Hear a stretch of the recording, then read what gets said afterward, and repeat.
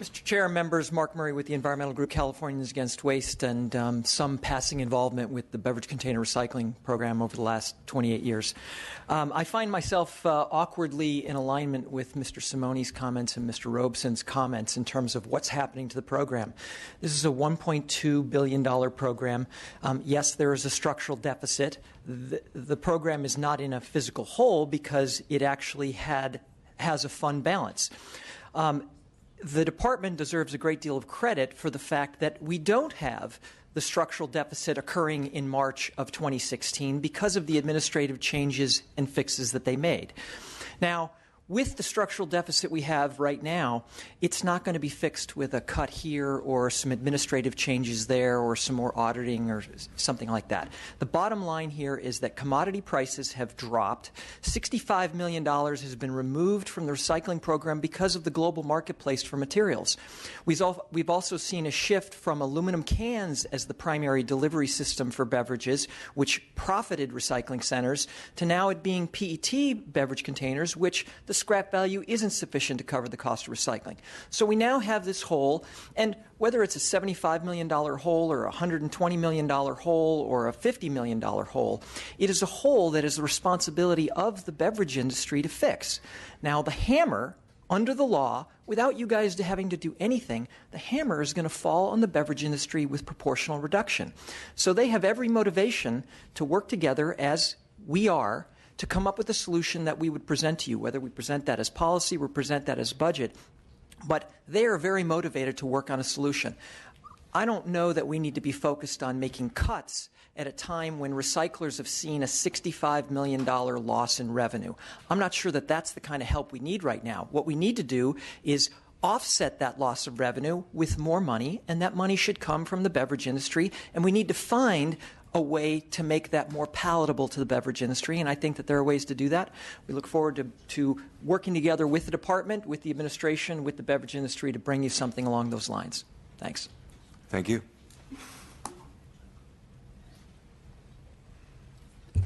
Mr. Chair and members, Erin Niemela representing Replanet, which is the largest CZ recycler in the state. Replanet is the company that just closed 200 centers and laid off 278 employees in some of the most underserved areas from a recycling perspective in the state, and some of the most disadvantaged communities as well, where it is more important for people to get their nickel back, and frankly, where it's very important to find employment. It's been a really tough thing, I think it goes without saying, on our retail partners. And it's been a tough thing on consumers who have had a much harder time being reimbursed for their deposits on these containers. You've heard a lot about global commodities prices, and that is a huge component of this.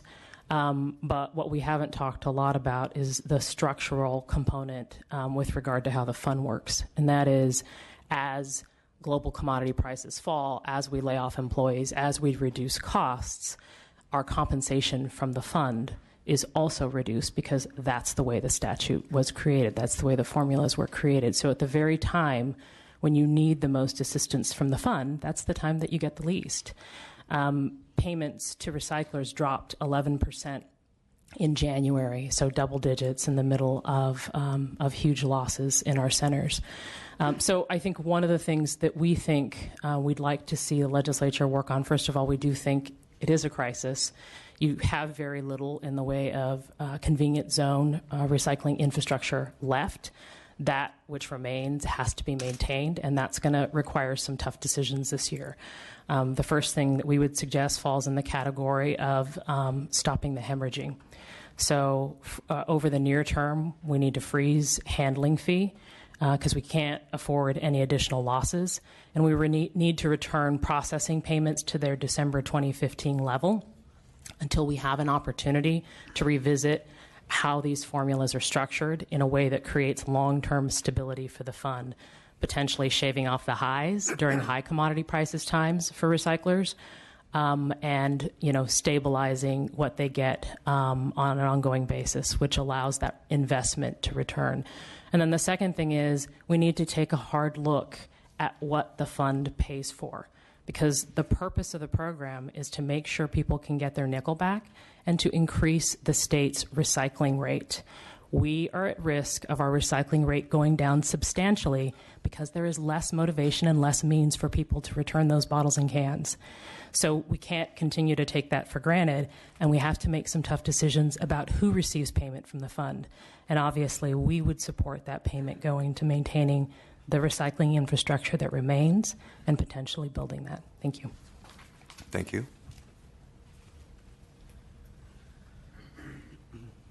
Chairman and members, Kelly Jensen representing Anheuser-Busch. Not to belabor the point, I think we all realize that we have a lot of work to do with regards to this program. Just wanted to indicate our willingness to participate at any level, and we will be having those discussions with members about how we think the program should move forward. I don't think it makes sense to throw good money after bad. Something needs to change. So we are here and willing to sit down at any time. Thank you. Thank you very much. We have a recommendation to hold this item open, and unless there's objection, that's exactly what we'll do. We have one more issue for this department. That's the Education and Environment Initiative. Thank you, Mr. Chair. Oh, and if I might ask, Ms. Collins raised a number of points. When we do come back and hear this issue again, if you could address some of the concerns that were expressed by her, I'd appreciate it. Absolutely. So moving on, state with so many environmental goals as California, it's critical that we educate our children in the concepts of environmental principles. We absolutely must have an environmentally literate citizenry here in California. One way to help do that is through the Education and the Environment Initiative. This was established in 2003, where the department was tasked with developing a set of environmental principles that would be incorporated into kindergarten through 12th grade curriculum, ultimately incorporating those principles into traditional core standards of science and history and other disciplines. The resulting curriculum that we developed was approved by the State Board of Education and intended to serve as a model for incorporation into the state's textbooks when those textbooks are adopted in the future. There are over 12,000 teachers trained in the use of this curriculum in the state of California, and demand from these teachers to have access and to this training, to this curriculum, is only rising. In a few years, the new textbooks will be adopted and these principles will be incorporated into them, and that will supplant this EEI curriculum and address the pressing need which we currently face, which is to meet the demand of these teachers. This proposal is for $700,000 to address that need, as well as to develop a sustainable funding strategy, including private investments. This proposal also includes budget bill language providing flexibility in the education environment in the education account with respect to expenditure of those private contributions. Thank you. It's my understanding that there's a $780,000 shortfall compared to demands for the material. What's your analysis on that issue? So certainly $700,000 does not cover the total demand. We have been engaged with a number of stakeholders, private and public, including involvement in the Blueprint for Environmental Literacy. There's a significant increase in interest in this program area, and we think that there's potential to leverage significant private investment in this program. And in an effort to be fiscally prudent, we are attempting this year to develop a strategy where we can expand the private funding base for this program. All right, there's a recommendation to hold this item open, so in the interim, what I ask you to do is come back with what your recommended plan is for implementing that item. We're going to hear from the public in a moment, but I think Mr. Williams has a question also. Well, I strongly support this funding. I think it's very appropriate to have a one-time funding in the context of uncertainty in the future, but curriculum is one of those things that you can fund effectively as a one-time. But why wouldn't we use Prop 98 funds? You know, I don't. Yeah. Oh, go ahead. Oh, please. I can Please. Thank you. We agree with the director's comment that demand exceeds the money that the state is putting forward. We'll also note that all of the curriculum is available online to any school district. School districts do have funding within their Prop 98 allocations to purchase this material if that's their priority. But it's the development of the material. The material's developed and it's available online. It could be printed out. But why isn't the development of the curriculum? I mean, most curriculum that we develop, we fund out of Prop 98. Why isn't that appropriate use in this case? I'm not sure I understand what you mean by develop, but maybe there's a fulfillment question, a distinction to be made. The curriculum is developed. It's available digitally. Yeah, I looked at it. Okay, yeah, right. So, or in print. The question is, this funding is primarily for printing costs to provide the printed materials to the schools, to the teachers. I think you're giving me good information, but you're not quite answering the question of what. I mean, to my knowledge, when we print books, typically we use Prop 98 funds. Why would this not be an appropriate use of Prop 98 funds in this case? And mind you, something that we would have a little more of than we do have non-Prop 98 general funds. I'm not a finance education expert, but at a high level, my understanding is that the policy is to give the local school districts the choice in setting their priorities, and not to carve out a portion of Proposition 98 for this. Yeah, I think carving out would be a strong statement when we're only talking about $700,000, which is, I think, part of the reason why I think this is a important thing to fund. I'm just kind of raising that question, and I would hope that we answer that a little more, because obviously we have this is printed curricula, which we normally do use Prop 98 funds for. We can take a look at that question, come back at the next hearing. Thank you, because I'm a little bit confused myself, because the request, as I understand it, is for one-time funding to develop a sustainable funding strategy, and I'm not sure how printing costs help us develop a funding strategy. So if you could come back with more information, that would be great. Let's hear from the public.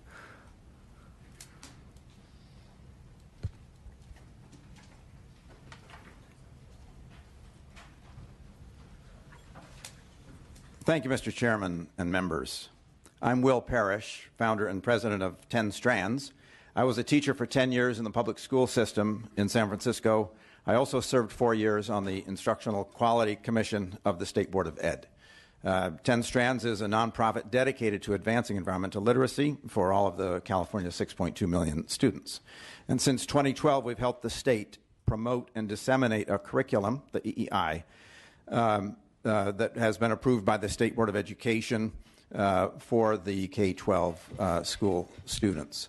The issue that we're facing is that the demand is so high, as you've heard, that the $700,000 in the current budget budget change proposal being considered falls short by $780,000.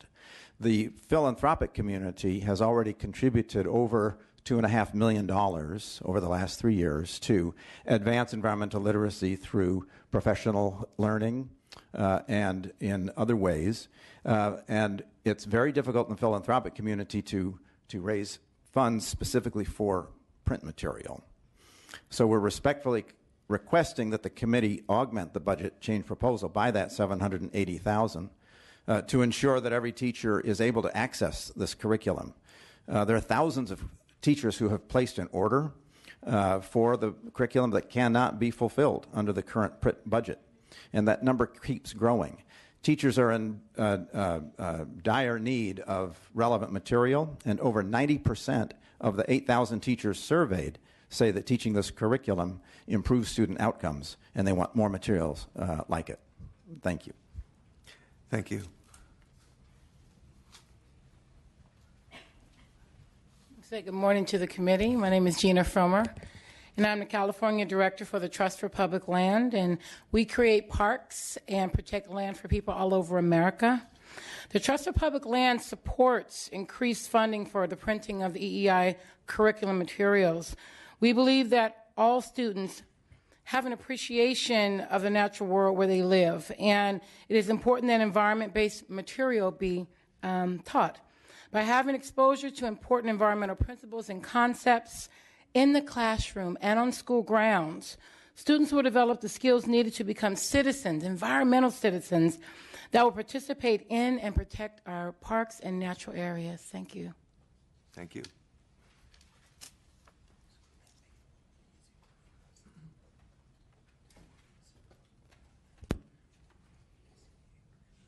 Welcome. Good morning, Chairman, members. My name is Jim Bentley. I am an EEI teacher in the Elk Grove Unified School District. I loop with my students between 5th and 6th grade, so I have the benefit of seeing students use the programs 2 years in a row. I strongly support increased funding for the print materials in the EEI. I know there was reference made to the online versions of the curricula. Being a classroom teacher for 19 years, I appreciate online materials. However, it does not replace print materials. Kids need books in hand. From an equity standpoint, not all kids have devices.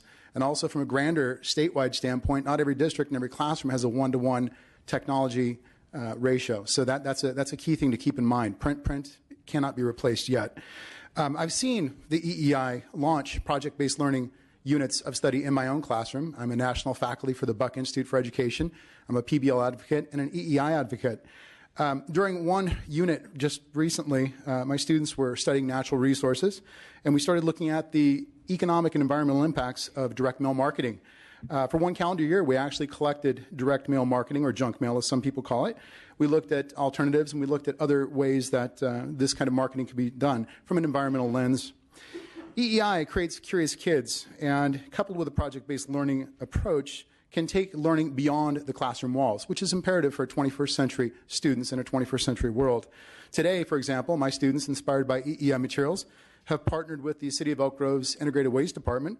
We create educational films to educate our 160,000 residents about how to properly dispose of trash, recyclables, green waste, and household hazardous materials. All of this inspired by the EEI. It would be a huge loss for me and my colleagues throughout the state if the printed EEI curricula were not available to us. Again, from an equity standpoint, these materials are critical to have in print form. The online is appreciated but cannot be replaced with without print materials. We need materials like the EEI to teach the Common Core standards, the next generation science standards. We're at a perfect storm right now where the shift in pedagogy and instruction is changing to the point to where I only see more increased demand for this kind of curriculum. Thank you. Thank you. Good morning, Chair Bloom and members of the committee. My name is Jen Eckerly, and I work for the Natural Resources Defense Council. And we're here to support the governor's budget proposal for $700,000 for printing of the environmental education curriculum for the 2016-2017 school year, as well as augmentation to this proposal to fully meet teacher demand. Environmental education teaches students about how the natural world works, about threats to these natural systems, and ways to think critically and develop solutions that preserve habitats, wildlife, public health, and livelihoods.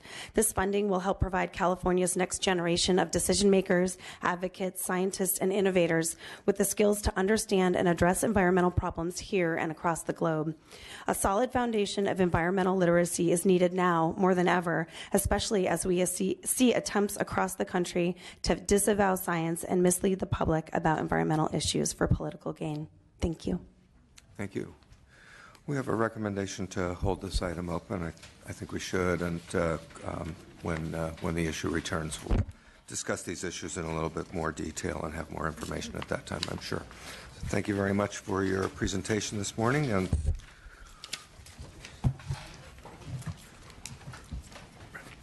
we're going to move to Department of Toxic Substances Control, and before we get started on the while Ms. Lee and company are stepping forward, before we address our itemized agenda items, I want to invite Director Lee to address our subcommittee on the matter of the Exide cleanup. As most of you know, the Exide lead acid battery recycling plant in Vernon operated with an interim hazardous waste facility permit from DTSC for over 30 years, and during that time, there were a number of violations over a very long period of time, which have resulted in environmental contamination and increased risk to public health.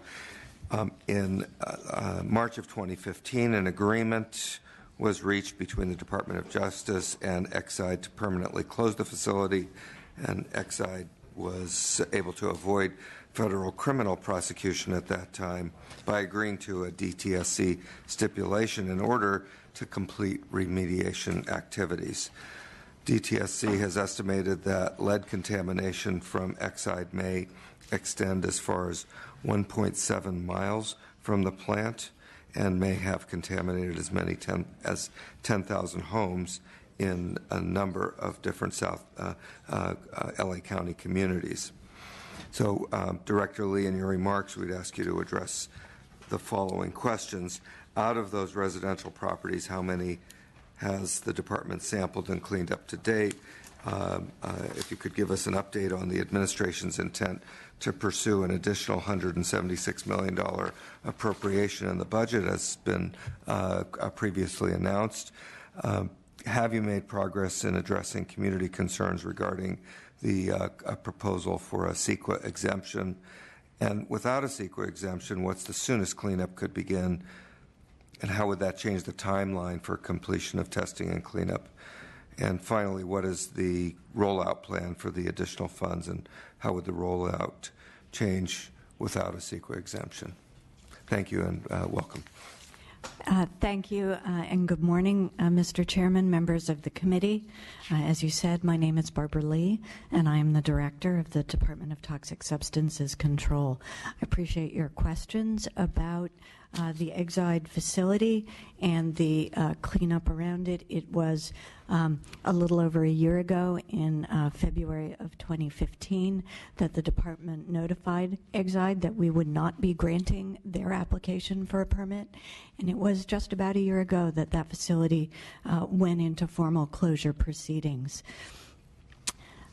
Before going on with some of the specific statistics that you asked for information about, I would like to share some critical new updates about the administration's proposal to expedite and expand the soil testing and cleanup of lead in the communities surrounding that Exide battery recycling facility. Today, the administration is ready to move forward with the $176.6 million appropriation for the cleanup of those communities around the Exide facility without a CEQA exemption. The exemption was proposed to start the cleanup of the highest priority properties as quickly, effectively, and safely as possible. Over the last several weeks, we've been in discussion with a number of community representatives, environmental advocates, and members of the legislature about our proposed cleanup plan, which relied on environmental review under the existing state Superfund law. Through those discussions, it has become clear that many community representatives would prefer that we use the full CEQA process to review the cleanup plan. The full CEQA process, simply by virtue of the stipulated timeframes for review, will delay the start of this cleanup until the spring of 2017, at the soonest. In light of this, the administration remains open to working with community leaders and the legislature to explore ways to expedite this CEQA review if possible. In the meantime, however, DTSC will be initiating the CEQA process for this cleanup. I would also like to add that yesterday, the Secretary of the Environmental Protection Agency for California received a memo from the California Department of Public Health providing an analysis of blood lead levels in the children in the area surrounding the Exide facility. This information will be used to further refine and target our testing and cleanup of properties. I look forward to sharing this information with you once the agency and the department have had the opportunity to fully review the information. To date, Nearly 1,200 properties have been sampled, and over 200 properties have been cleaned up in the area surrounding the Exide facility.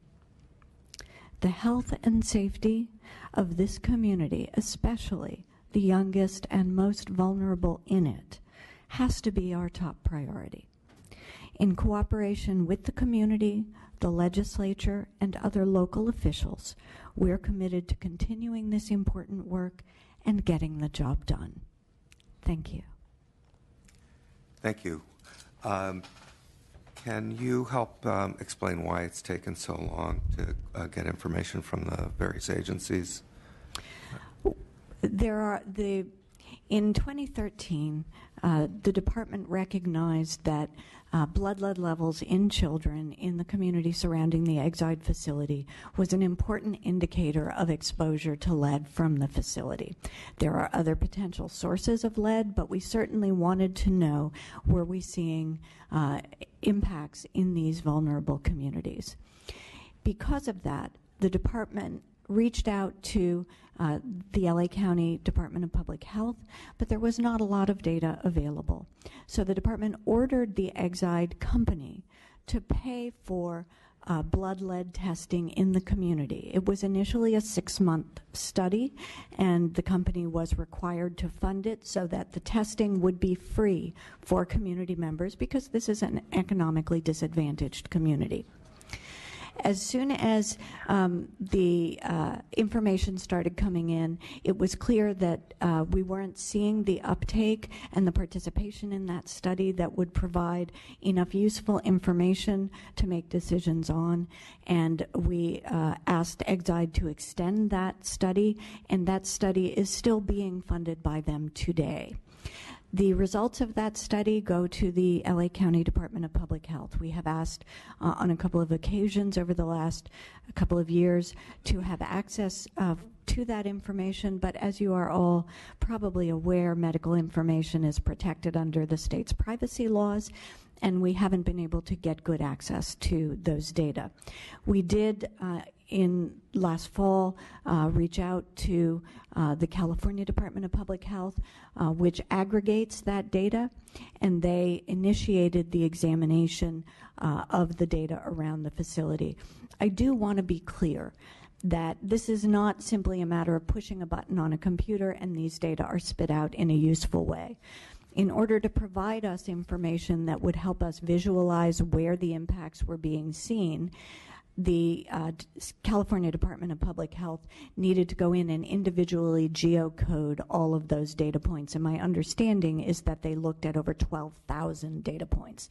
So it took them some time to do that analysis, and they have just provided it to us. So I think we probably all agree that the goal here is the most rapid possible resolution to the contamination. It seems to me that the people in the community are in a catch-22 situation, kind of an environmental justice catch-22 when it comes to the issue of CEQA. We've had a number of instances over the past few years where CEQA exemptions have been granted for projects like stadiums. And while they carry with them economic benefit, economic development benefit, and probably some other benefits for various communities, it seems strange that here in this situation where we have a demonstrated environmental disaster, I don't think it's too strong a term to use, that we're not considering some kind of a CEQA exemption. On the other hand, I understand from the environmental justice perspective, why should we and why should those in the community accept an exemption that might weaken some of the environmental, or might be seen to weaken some of the environmental oversight.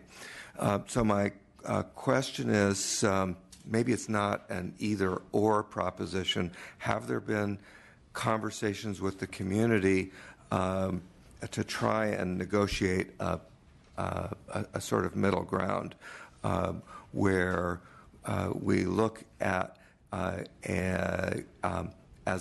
this as a special circumstance and find a way to move forward perhaps outside of the normal CEQA model, but giving respect to all of the necessary environmental checks and balances along the way. Has that been an approach that has been tried with this community or examined with the community? That's a very good question, Mr. Chairman. You're thinking about the competing needs in this community is, in fact, the thinking the administration and the department had. The Secretary of Cal EPA and I have met with community leaders. The administration has spoken with community leaders. I've been there in the community several times to talk about this. We believe that there are environmental statutes in place that do provide the protections, but we also are sensitive to the fact that while we've made tremendous strides in the last year or two on the department's approach to addressing the issue raised by the Exide facility, there is still a lot of distrust that the community feels towards the department and its ability to protect them. So we are prepared to move ahead in a manner that best meets the community's needs. The administration's goal has been all along to provide rapid relief to this community in the form of testing and cleanup of testing of 10,000 properties and cleanup of 2,500 properties as quickly as we possibly can, and to do that safely and protectively so that the community does have the opportunity to be restored and recover going forward from what's happened there over time.